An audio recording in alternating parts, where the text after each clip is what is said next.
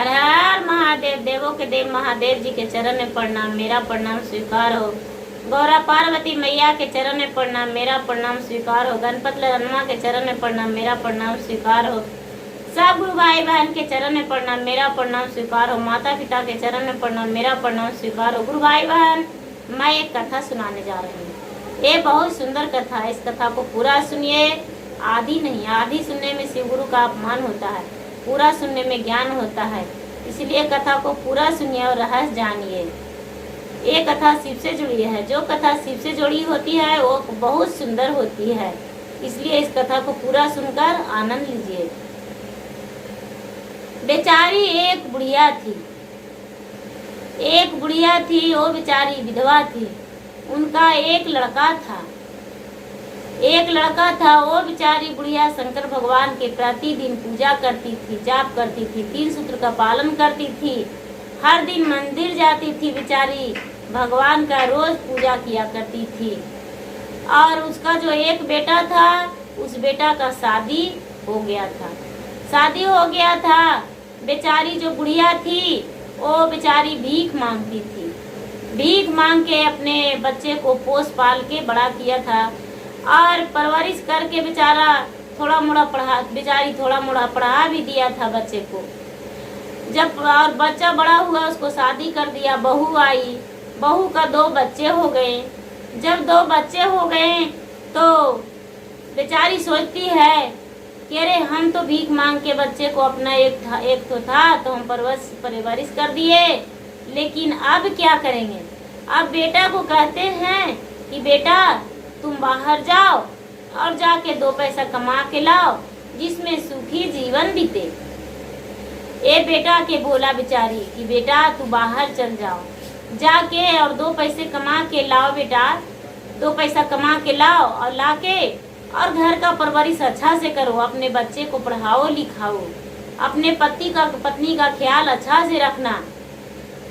बेटा बोला ठीक है माँ जाएंगे। लेकिन बेटा अपनी पत्नी से बोले हम बाहर जा रहे हैं, तुम्हारे क्या इरादा है। पत्नी बोली नहीं, हम दुख कर लेंगे पर आपको बाहर नहीं जाने देंगे। लेकिन बेचारा बोला नहीं, माँ कह रही है, हम माँ को कहना नहीं टाल सकते हैं। हम बाहर जाएंगे, परदेश जाएंगे, 2 पैसा के मेहनत करके लाएंगे तो सबका अच्छा रहेगा, वही में भलाई है। हम जाएंगे बाहर, ऐसा कह के और पत्नी से समझाने लगे और बोले कि देखो जब हम बाहर जाएंगे तो माँ को अच्छे से ख्याल रखना, माँ को समय समय से भोजन देना, माँ को यदि तबीयत खराब हो जाए तो डॉक्टर के पास जरूर ले जाना, माँ के कपड़ा अच्छे से देना। जैसे तुम्हारा बच्चा है ठीक उसी तरह बच्चों की तरह माँ को भी ख्याल करना। ये नहीं कि माँ को लापरवाही में छोड़ दें, वैसा मत करना। ये बेचारा समझा के और परदेश चल गया। जब परदेश चल गया तो ये क्या की बहू कि वो बोली कि अरे मेरे पति बोले थे कि माँ को ठीक अपने बच्चों की तरह ध्यान देना, बच्चों की तरह खाना खिलाना, बच्चों की तरह इलाज करवाना, सब कुछ करना। क्यों ना हम कटोरी में खाना दें। बच्चा मेरा तो कटोरी में खाता है, तो भला ये बुढ़िया को हम थाली में खाना देंगे। ठीक हम बिल्कुल अपने बच्चे की तरह देंगे, जितना हमको बच्चा खाता है उतना ही बुढ़िया को भी देंगे। और कटोरी में बेटा को जाते ही बहू देने लगी कटोरी में खाना। क्या करे, बेचारी उतना ही खा के भी संतुष्टि से रह जाती थी, भगवान के ध्यान में रहती थी। कुछ दिन के बाद जो पहले वाला कपड़ा था, उसके पास साड़ी था, वो साड़ी फट गया। तो ये बहू सोची कि अरे मेरा बच्चा तो फ्रॉक पहनता है, बुढ़िया को हम क्यों देंगे साड़ी। बच्चे की तरह जब रखना है तो हम इसको भी फ्रॉक ही क्यों ना दे दे। वो फ्रॉक बुढ़िया को सिलवा दी छोटा सा। जैसे उसको बच्चा पहनता था वैसा ही बुढ़िया के फ्रॉक सिलवा दी।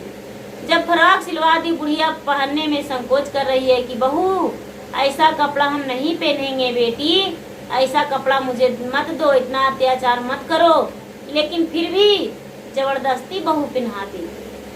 जबरदस्ती पहना दी। और उसको जब दशहरा का दिन आया, विजयदशमी का दिन, तो सारा लोग देखने जाते हैं, बड़े छोटे बूढ़े जवान सब कोई देखने जाते हैं, मेला घूमने जाते हैं।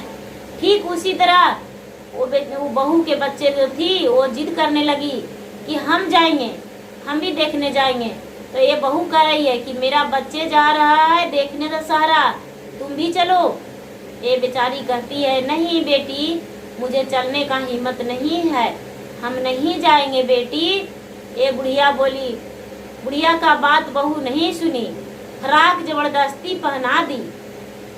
और जबरदस्ती पहना के और बुढ़िया को देखने को लिए दशहरा लेके चल गई बहू। जब बुढ़िया को दशहरा देखने को लिए लेकर चल गई तो बुढ़िया को देख रहे हैं सारा लोग, कोई दुर्गा माँ को ध्यान नहीं है। जो बूढ़ी थे वो सारा बूढ़ी ध्यान दे रहे थे, जवान लोग सब हंस रहे थे कि अरे बुढ़िया देखो देखो फ्राक पहन के आई है, देखो देखो बुढ़िया फ्राक पहन के आई है। अरे सब लोग मजाक उड़ा रहे थे, लेकिन बेचारी क्या करे, अपने सर को छुपा रही थी, लेकिन कैसे छुपा सकती थी। जब आंचल रहता तो छुपा भी सकती थी, फ्रॉक में क्या कर पाती। वो बेचारी जब देख के आई तो बहू से कहने लगी, बहू तू देखी मेला में हमारे जो भी था हमारे उम्र का, वो सब साड़ी पहने हुए थी, तू मुझे फ्राक दे दी बेटी, कितना हमें शर्म लग रहा था। वो खखुआ के बहू खड़ूस होके बोली, हाँ माँ जी, आपका जो बेटे थे वो बोले थे कि मेरा बच्चे की तरह मेरा माँ को भी ख्याल रखना, तो बच्चे की तरह आपको ख्याल तो रख रहे हैं, कटोरी में भोजन दे ही रहे हैं, फ्राक पहना ही रही हैं, और क्या करें बताइए माँ जी, इसमें मेरा क्या कसूर है। मेरा कोई कसूर नहीं है, लेकिन बेटा का गेला उसको 8 महीना 9 महीना हो चुका था, उसको बेटा बाहर से आ गया। जब बाहर से आ गया तब तक बुढ़िया का दम टूटने वाला था, बेचारी का कभी भोजन भरपेट नहीं मिला। जब भरपेट नहीं मिला तो बेचारी एकदम लाचार हो चुकी थी। बेटा आए बोले, माँ तू ऐसे क्यों हो गई, माँ तुम इतना जल्दी क्यों ऐसे टूट चुकी हो, अब लगता है तुम मुझे छोड़कर चल जाओगी। बेचारी बोलती है, नहीं बेटा, हम सब सुख देख लिए हैं, तू बाहर चल गया तो बहू ने मुझे इतना ख्याल किया कि बिल्कुल बच्चों की तरह ख्याल किया, इसीलिए मेरा इतना जल्दी समय आ गया और हम शिव गुरु के पास जाएंगे। शिव गुरु इतना ही में एक साधु के रूप धर के और बुढ़िया के पास आए।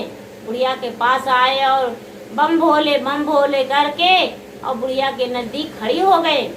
बुढ़िया बेचारी आंखें खोली और बोली, बाबा आप कौन हैं, आपको तो हम भिक्षा देने लायक भी नहीं है बाबा, हम पहले मांगते थे लेकिन दान पुण्य तो नहीं किए हैं, शंकर भगवान का रोज हम पूजा करते थे और इसके अलावा कुछ नहीं किए हैं।